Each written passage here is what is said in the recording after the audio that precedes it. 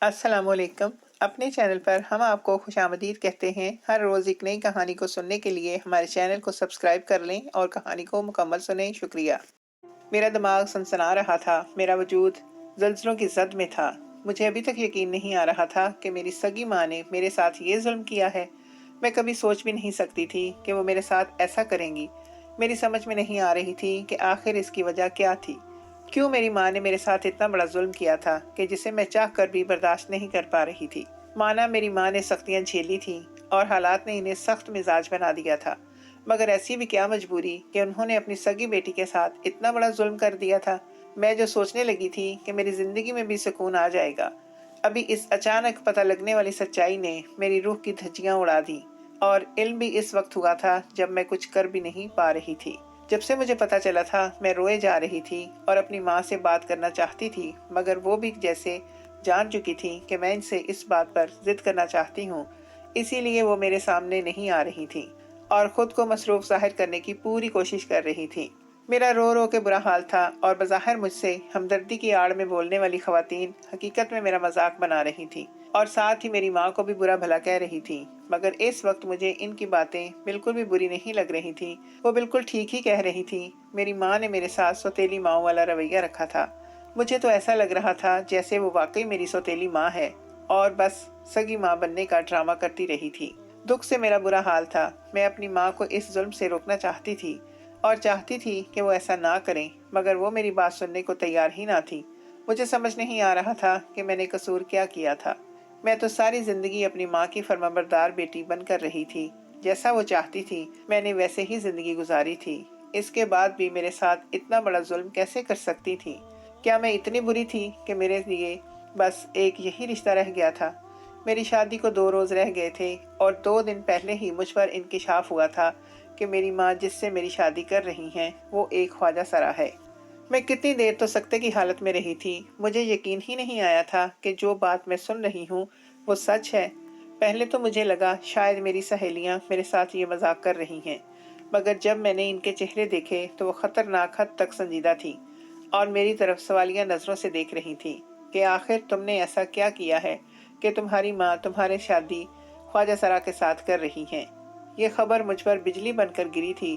میں سوچ بھی نہیں سکتی تھی کہ میری ماں میرے ساتھ اتنا بڑا ظلم کریں گی۔ میں جو یہ سمجھتی تھی کہ میں نے اپنی ماں کے ہر حکم کی تعمیل کی ہے اور ان کو کسی بھی قسم کی پریشانی نہیں ہونے دی، تو اس کے بدلے میں اتنا حق تو بنتا تھا کہ میری کسی اچھے لڑکے سے شادی کر دی جاتی۔ مگر ایک تو وہ خواجہ سرا تھا جو کہ سراسر ظلم تھا۔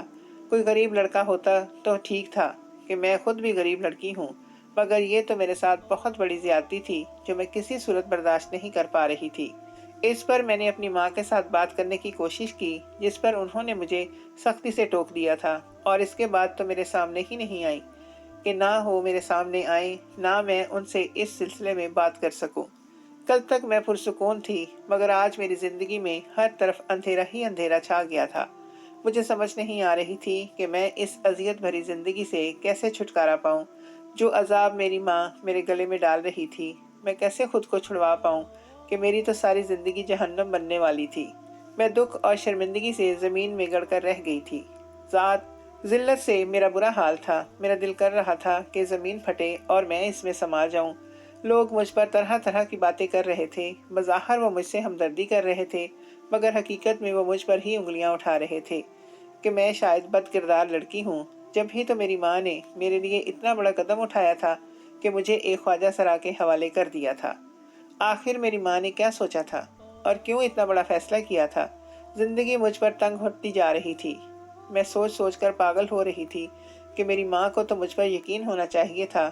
گزشتہ چند دنوں میں جو کچھ ہو رہا تھا، اس کے بعد کیا میری ماں کو مجھ پر ہی شک تھا یا وہ بھی ان لوگوں کی طرح مجھے غلط سمجھنے لگی تھی؟ جبھی اس نے مجھے جیتے جی جہنم میں جھونکنے کا فیصلہ کر لیا تھا۔ میرا ذہن بری طرح سے منتشر ہو رہا تھا۔ مجھے کچھ بھی اچھا نہیں لگ رہا تھا۔ میرے سامنے بڑی جہیز کے ملبوسات اور زیورات بکھرے ہوئے تھے، مگر مجھے وہ سب سانپ بچھو جیسے لگ رہے تھے جو مجھے ڈسنے والے تھے۔ بھلا کیا فائدہ ایسے کپڑوں جوتوں کا جب میری زندگی عذاب ہونے والی تھی؟ ایک خواجہ سرا کے ساتھ بھلا میری کیا زندگی ہو سکتی تھی؟ کوئی غریب ہوتا، کوئی بوڑھا ہوتا، کوئی معذور ہوتا، مگر مرد تو ہوتا تو بھی لڑکی گزارا کر لیتی ہے۔ मगर एक ख्वाजा सरा सोच कर ही मेरी तबीयत अजीब हो रही थी और सर फटने वाला हो रहा था। मेरा दिल कर रहा था कि मैं अपनी जान ही ले लूं। आज शिद्दत से मुझे एहसास हो रहा था कि काश मेरा बाप होता तो मुझे ये सब कुछ झेलना ना पड़ता। मेरा वारिस जिंदा होता तो आज मुझे इतनी बड़ी अजियत से दो चार ना होना पड़ता। मेरी माँ इतनी जालिम ना होती कि जीते जी मुझे मारने का भी सोच के बैठी हुई थी। अब तो सारा ज़माना मुझ पर हंसता हुआ महसूस हो रहा था। मैंने बहुत कोशिश की कि अपनी माँ से बात कर सकूं, मगर ऐसा मुमकिन नहीं हो सका। रात के साए गहरे हो रहे थे, तब मुझे मौका मिला और तब मैं अपनी माँ के पैरों में बैठ गई और रो रो के मिन्नत करने लगी कि अगर वो मुझे गलत समझ रही हैं तो मैंने कभी कोई गलत काम नहीं किया और मैं बिल्कुल वैसे ही हूँ जैसे वो चाहती थी। लेकिन वो मुझे इतनी बड़ी सज़ा मत दें कि लोगों की बातों में आकर वो मेरी ज़िंदगी अजाब बना रही थी। मगर मेरी माँ ने तो जैसे कान लपेट लिए थे और मुझे उकताकर कहा था कि चली जाओ यहाँ से, दोबारा ये बात मत करना कभी भी। और अगर तुम मुझे माँ समझती हो और चाहती हो कि तुम्हारी वजह से मेरी मुश्किलात ख़त्म हो जाएं, तो तुम मेरी ये बात नहीं टालोगी और दोबारा इस बात पर बहस नहीं करोगी। यही फैसला तुम्हारे हक में बेहतर है। माँ अपने बच्चों का बुरा नहीं चाहती है। उनकी ये बात सुनकर मैं हैरत के समंदर में डूब गई। भला इससे बढ़कर और क्या बुरा हो सकता था जितना बुरा वो मेरे साथ कर रही थी। शायद ही किसी माँ ने अपनी सगी औलाद के साथ इस कदर बुरा किया होगा। मैं अपनी माँ की इस दर्जा सख्त दिली पर हैरान रह गई थी। लोगों की बातें और हालात की सख्तियों ने इसे इतना जालिम बना दिया था कि उसने मेरे लिए इतना दर्दनाक फैसला कर लिया था जो कि किसी सूरत काबिल कबूल नहीं था। मेरी तो दुनिया ही उजड़ गई थी। मर्दों से भी बदतर मेरी जिंदगी मुर्दों से भी बदतर मेरी जिंदगी होने वाली थी और मैं नहीं जानती थी कि मुझे कब तक जिंदा रहना था और इस दर्दनाक जिंदगी से गुजरना था। अजीब जिल्लत और शर्मिंदगी मुझे अपने आस पास मंडलाती महसूस हो रही थी। मेरा दिल कर रहा था कि मैं घर से भाग जाऊं, छोड़ दूं इस घर को और यहाँ से दूर भाग जाऊं, मगर इससे भी कोई फ़ायदा नहीं होना था। जब मेरी सगी माँ मेरे साथ इतना बड़ा जुल्म कर सकती थी तो मेरे साथ कुछ भी हो सकता था। क्या पता मैं यहाँ से भाग जाती तो इससे भी ज़्यादा बुरा हो जाता मेरे साथ। और मैं फितरतन कुछ ज़्यादा ही डरपोक थी। मुझ में इतनी हिम्मत नहीं थी कि तन तनहा घर छोड़कर चली जाऊं, जबकि मेरे पास कोई ठिकाना भी नहीं था। मुझे कोई राह सुझाई नहीं दे रही थी तो मैंने गिड़गिड़ा कर अल्लाह ताला से दुआ की कि वही मेरे लिए कोई सबील पैदा कर ले कि मुझे शर्मनाक ज़िंदगी से छुटकारा मिल जाए और मेरी ज़िंदगी में कोई सुकून की किरण नज़र आ जाए। अकेले रहकर ज़िंदगी गुजारने का इतनी बड़ी सज़ा मुझे क्यों मिल रही थी कि मेरी बाकी की ज़िंदगी इससे भी ज़्यादा शर्मनाक और दर्दनाक गुजरने वाली थी। मेरा दम घुटता जा रहा था, कुछ समझ नहीं आ रही थी। जैसे जैसे वक्त करीब आ रहा था मेरी सांस उखड़ने लगी थी। मुझे कुछ भी अच्छा नहीं लग रहा था। तब थक हार कर मैंने जैसे खुद को हालात के सुपुर्द कर दिया और कमरे में बंद हो गई।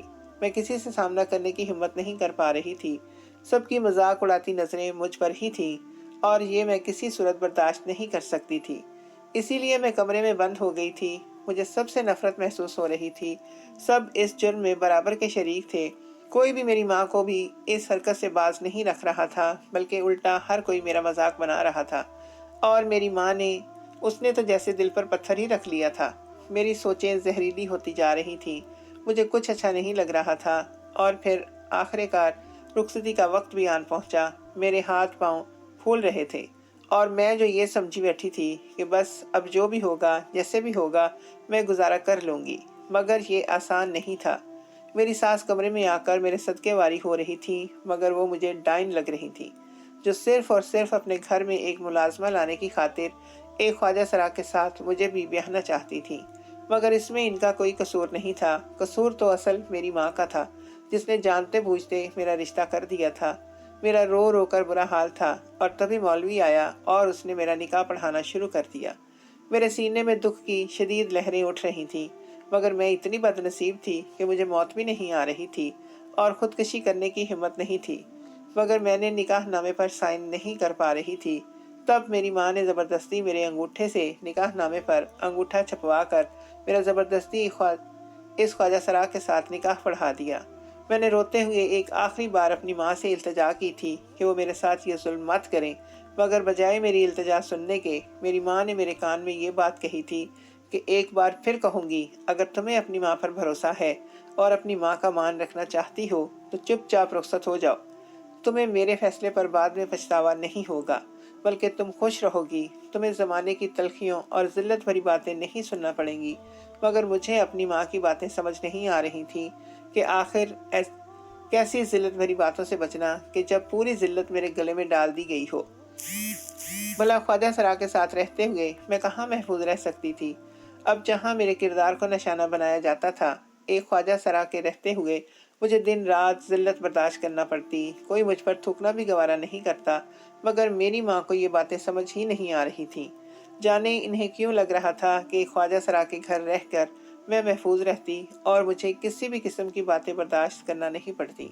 اور پھر میری رخصتی کا وقت ہو گیا۔ میری ماں جیسے مجھے گھسیٹتے ہوئے ان کے حوالے کر رہی تھی، میں نے التجا کرتی نظروں سے اپنی ماں کی طرف دیکھا، شاید اس کو مجھ پر ترس آ جائے، مگر انہوں نے مجھے دیکھتے ہی آنکھیں پھیر لی تھیں اور میرے ماتھے پر بوسہ دے کر فوراً منہ موڑ گئی تھیں۔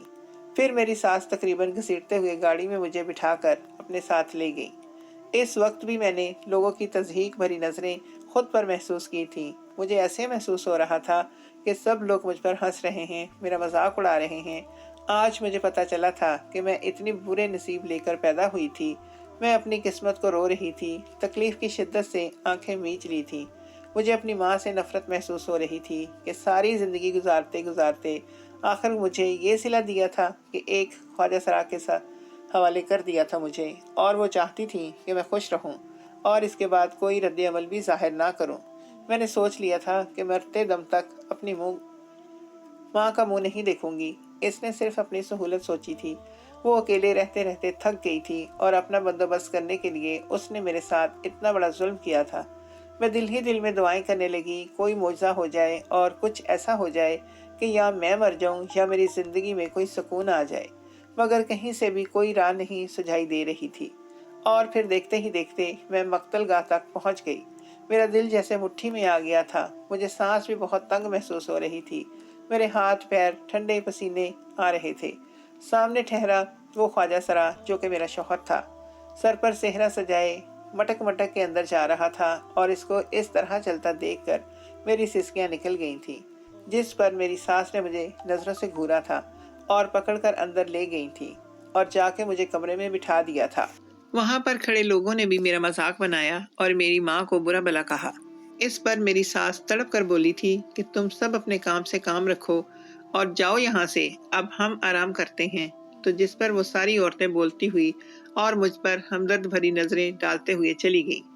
مجھے کچھ بھی اچھا محسوس نہیں ہو رہا تھا، نہ آنے والے لمحوں کو سوچ کے مجھے خوشی ہو رہی تھی، نہ شوہر کے ساتھ گزارے جانے والے لمحے سوچ سکتی تھی۔ میں نے جو رشتہ ہونے کے بعد اتنے خواب دیکھے تھے وہ سارے ٹوٹ گئے تھے۔ بلکہ اپنے شوہر کا انتظار کرنے کی بجائے میں دل ہی دل میں دعا کر رہی تھی کہ وہ کبھی بھی نہ آئے اور کبھی بھی اس کا میرے ساتھ سامنا نہ ہو، مگر اب تو لگتا تھا جیسے میری کوئی بھی دعا قبول نہیں ہوگی۔ شاید اللہ بھی مجھ سے ناراض ہو گیا تھا، شاید کسی لمحے میں اپنے رب کو ناراض کر بیٹھی تھی، تبھی میرے رب نے بھی مجھ سے منہ موڑ لیا تھا۔ جبھی کمرے کا دروازہ کھلا اور خواجہ سرا اندر داخل ہوا۔ اس نے مجھے سلام کیا، جس کا جواب دینا میں نے گوارا نہیں کیا۔ میری روح اور رگ رگ میں اذیت کی لہریں اٹھ رہی تھیں اور میرے سینے میں شدید ٹیسیں بھی اٹھ رہی تھیں۔ پھر وہ میرے پاس آ کر بیٹھ گیا اور میرا ہاتھ تھاما تو جیسے میری برداشت ختم ہو گئی اور میں لہرا کر گری اور ہوش و حواس سے بیگانہ ہو گئی۔ اور تب جو ہوا اس نے میرے رونگٹے کھڑے کر دیے تھے، کیونکہ خواجہ سرا نے مسلسل 3 گھنٹے میرے ساتھ۔ میں غربت کی ماری ایک لڑکی تھی، میرے پیدا ہوتے ہی میرے باپ نے دنیا سے منہ موڑ لیا تھا۔ اس وقت میری ماں 17 سال کی کم سن حسین لڑکی تھی۔ شوہر کے فوت ہونے کے بعد میری ماں کا اپنے سسرال میں جینا دوبھر ہو گیا تھا، کیونکہ اتنی حسین اور کم سن لڑکی پر اس کے جیٹھ کی نیت خراب ہونے لگی تھی، یا شاید واقعی وہ رب کی رضا کے لیے ایک بیوہ عورت کو سہارا دینا چاہتے تھے۔ وجہ جو بھی تھی، مگر جیٹھ کے نکاح کرنے کی بات پہ میری دادی اور میری تائی نے جیسے زمین آسمان ایک کر دیا تھا اور میری ماں پر خوب الزامات کی بچھاڑ کر دی تھی۔ ان کا کہنا تھا کہ اس نے جان بوجھ کر اپنے شوہر کو مارا ہے تاکہ جیٹھ کے ساتھ پینگے لڑا سکے، اور صرف اتنا ہی نہیں، پھر میری ماں کو دھکے دے کر گھر سے نکال دیا، اور اس طرح میری ماں کو اس بھری دنیا میں اپنی معصوم بچی کے ساتھ اکیلا رہنا پڑا تھا۔ میری ماں کا اس دنیا میں کوئی نہیں تھا، اس لیے مجبوراً میری ماں نے اکیلے رہنا شروع کیا۔ اس نے لوگوں کے گھروں میں کام کرنے شروع کر دیے اور مجھے پالنے لگی، مگر یہ زمانہ بہت ظالم ہے، لوگوں کو کسی صورت جینے نہیں دیتا۔ میری ماں کے ساتھ بھی یہی کچھ ہوا۔ وہ جوان تھی، خوبصورت تھی اور تنہا بھی، تو ہر قسم کی نظر ان پر پڑتی تھی۔ مرد ان کے دروازے پر آنے لگے تھے اور عورتیں غلط نگاہ سے دیکھنے لگی تھی کہ کوئی بد کردار لڑکی ہے جس کی وجہ سے ہر مرد اس کے دروازے پر آتا ہے۔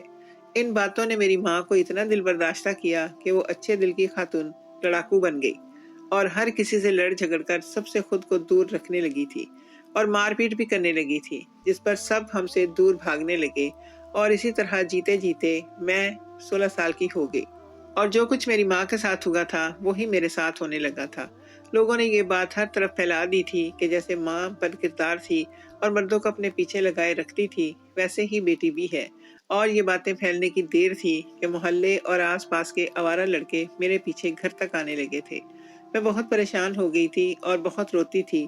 میری ماں نے میری ہر طرح سے کوشش کی کہ مجھے محفوظ کرے، مگر ان آوارہ لڑکوں کو روک نہیں پائی تھی، جو ہماری گلی میں ہی ٹھہر کر آوازیں کستے تھے، اور ان کی وجہ سے محلے کے باقی لوگ ہمیں برا بھلا کہتے تھے کہ تمہاری وجہ سے ہماری بیٹیاں بھی پریشان ہوتی ہیں اور وہ بھی اسی گلی محلے میں رہتی ہیں، اور تمہاری بیٹی نے تو لڑکوں کو اس محلے کا راستہ ہی دکھا دیا ہے۔ اور ایسے ہی قسم کی زہریلی باتیں سن سن کر میں کٹ مرنے والی ہو جاتی تھی۔ جو مشکلیں اذیتیں میری ماں نے جھیلی تھیں، آج ہم ماں بیٹی دونوں مل کر جھیل رہے تھے، کیونکہ اس دنیا میں عورت کا ہونا ہی جرم ہے، اور خاص کر تب جب آپ پر کسی محرم کا سایہ نہ ہو، نہ باپ ہو، نہ بھائی ہو، نہ شوہر ہو، تب دنیا بھر کے بھیڑیے ہماری طاق میں لگ جاتے ہیں، سب مفت کا مال سمجھ کر آ جاتے ہیں۔ تب میری ماں نے میری شادی کا فیصلہ کیا، اور شادی کے نام پر میری ماں نے جو ظلم مجھ پر ڈھایا تھا، اس نے مجھے جیتے جی ہی مار ڈالا تھا۔ میں جو لوگوں کی زہریلے باتیں سن کر جیسے تیسے گزارا کر ہی رہی تھی کہ مجھے اپنی ماں کے لیے جینا تھا، اب اپنی ماں کے فیصلے پہ جیتے جی مر گئی تھی۔ بھلا کوئی ماں بھی اتنی ظالم کیسے ہو سکتی ہے کہ اپنی بیٹی کے لیے ایک لڑکا ڈھونڈنے کی بجائے ایک خواجہ سرا ہی ڈھونڈ لیا؟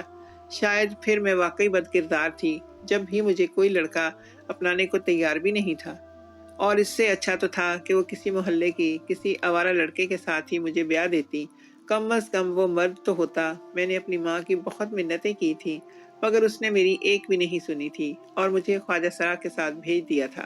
میں بکھرے قدموں سے اپنے سسرال پہنچی تھی اور ایک بار پھر سے دعائیں کرنے لگی تھی کہ وہ مر جائے، گھر سے دور چلا جائے، مگر ایسا کچھ بھی نہیں ہوا تھا، اور وہ میرے پاس آ گیا تو میں نے برداشت نہ کر سکی، اور اس کے چھونے پر میں بے ہوش ہو گئی تھی، اور مسلسل 3 گھنٹے بے ہوش رہنے کے بعد جب میں ہوش میں آئی تو میرا شوہر یعنی وہ خواجہ سرا پریشان سا میرے پاس بیٹھا ہوا تھا۔ اس کی آنکھیں گیلی تھیں۔ میرے ہوش پر آنے پر اس نے پہلی بات یہ کی تھی کہ جانتا ہوں تم بھی لوگوں کی طرح مجھ سے نفرت کرتی ہو، مگر میں چاہتا ہوں کہ پہلے تم میری بات سن لو، اس کے بعد فیصلہ کرنا۔ اس کے بعد میں تھوڑی شرمندہ سی ہوئی تھی کہ اس میں اس کا کیا قصور تھا، یہ بھی تو میری طرح لوگوں کی تلخ باتیں سنتا تھا اور اپنے ادھورے پن کی اذیت جھیل رہا تھا، حالانکہ اس میں اس کا کوئی قصور نہیں تھا، اسے خدا نے ایسا ہی بنایا تھا، مگر میں پھر بھی کیا کرتی، میرا دل نہیں مان رہا تھا کہ میں اس گھر میں رہوں۔ میں ابھی یہی سوچ رہی تھی کہ اس نے بولنا شروع کیا کہ وہ خواجہ سرا نہیں تھا، بلکہ ٹھیک ٹھاک اور صحت مند مرد تھا۔ میں اس کی بات سن کر حیرت سے جھٹکا کھا گئی تھی، میری آنکھیں پھٹی کی پھٹی رہ گئی تھیں۔ وہ یہ کیا کہہ رہا تھا؟ تو اس نے بتانا شروع کیا کہ اس نے بھی اپنی ماں کے ساتھ حالات کی بہت سی سختیاں جھیلی تھیں، فاقے کرتے کرتے جوان ہوا تھا، اور اس نے جیسے تیسے میٹرک کیا تھا، اور اس نے سوچا تھا کہ وہ اپنی ماں کے لیے بہت کمائے گا اور اپنی ماں کو بہت سی سہولیات بھی دے گا، مگر ایسا نہیں ہوا تھا۔ یہ دور غریب لوگوں کا نہیں ہوتا، اور نہ ہی غریبوں کو جینے کا کوئی حق حاصل تھا۔ یہی حال میرے ساتھ بھی ہوا۔ میں نے بہت دھکے کھائے، مگر مجھے کہیں کام نہیں ملا، یہاں تک کہ میں مزدوری کرنے پر بھی تیار ہو گیا تھا، مگر مجھے مزدوری بھی نہیں ملی تھی، بلکہ جہاں مزدوری ملتی وہاں سے کام لے کر اجرت دینے کے ٹائم پر مار کر وہاں سے بھگا دیا جاتا تھا کہ میرے پیچھے آنے والا کوئی نہیں تھا، بس ایک بوڑھی بیمار ماں تھی۔ ان حالات نے مجھے اتنا پریشان اور دکھی کر دیا تھا کہ میں دنیا والوں سے نفرت کرنے لگا تھا، اور تب فاقہ کرنے کی وجہ سے میری ماں شدید بیمار ہو گئی تھی، اور کوئی بھی ڈاکٹر اس کا علاج کرنے کے لیے راضی ہی نہیں تھا۔ جب تک انہیں فیس نہ ملتی وہ بھلا کہاں علاج کرتے۔ تب میں نے اتنا بڑا قدم اٹھایا تھا۔ ایک خواجہ سرا نے مجھے مشورہ دیا تھا کہ میں خواجہ سرا بن کر لوگوں کی شادی میں جایا کروں اور ناچ کر پیسے کما لوں۔ یہ کام بہت ذلت بھرا تھا، مگر چونکہ میری ماں مرنے والی ہو رہی تھی اس لیے میں نے یہ کام بھی بہت خوشی سے قبول کر دیا اور یہی کام کرنے لگا اور میرے ہاتھ میں پیسہ آنے لگا، جس پر میں نے اپنی عزت نفس کو ختم کر کے اس کام پر دل لگا لیا اور یوں خواجہ سرا بن گیا۔ جب بات فاقوں پر آ جاتی ہے تو عزت نفس کہیں دور پیچھے چلا جاتا ہے، اور خواجہ سرا نے مجھے کہا تھا کہ فاقوں کی وجہ سے لوگ خودکشیاں کر رہے ہیں، خودکشی کرنے سے بہتر ہے کہ تم خواجہ سرا بننے کی ناٹک کرو اور اپنا اور اپنی ماں کا پیٹ بھرو، اور حالات کا یہی تقاضا تھا۔ خواجہ سرا بن کر کمانے سے میرے پاس اتنا آ گیا تھا کہ میں اپنی ماں کا علاج اور کھانے پینے کا خرچ بھی بآسانی اٹھا رہا تھا۔ تمہاری ماں میری ماں میرا یہ راز جانتی تھی، کیونکہ دونوں عورتیں حالات کی ستائی ہوئی تھیں، اس لیے دونوں ہی ایک دوسرے کے دکھ درد سے واقف تھیں۔ تبھی میری ماں نے تمہاری ماں سے رشتہ مانگا اور یوں ہماری شادی ہو گئی۔ تمہیں میری وجہ سے کسی بھی قسم کی تلخی برداشت نہیں کرنا پڑے گی۔ ہم یہاں سے دور چلے جائیں گے، ایسی جگہ جہاں کوئی بھی مجھے خواجہ سرا کے نام سے نہیں جانتا، بلکہ سب کی نظر میں ٹھیک ٹھاک اور صحت مند مرد ہوں۔ میں نے اتنا پیسہ کما لیا ہے کہ میں وہاں جا کر اپنا کاروبار کر لوں گا اور ہماری زندگی بہت اچھی ہو جائے گی۔ اس کی باتیں سن کر میں حیرت سے دنگ بیٹھی رہ گئی تھی۔ بھلا ایسا بھی ہو سکتا تھا؟ اور کل تک جو میں اپنی ماں سے نفرت کر رہی تھی اور ان کو برا بھلا کہنے لگی تھی، اب شرمندہ ہو گئی تھی، اور اب مجھے اپنی ماں کے الفاظ یاد آئے تھے۔ اس نے بالکل ٹھیک کہا تھا کہ مجھے اس کے فیصلے پر کوئی پچھتاوا نہیں ہوگا، بلکہ میری ماں نے اپنا کہا سچ کر دکھایا تھا۔ اس نے میرے لیے تو بہترین انتخاب کیا تھا، جس کے ساتھ میری زندگی بہت اچھی گزرنے والی تھی۔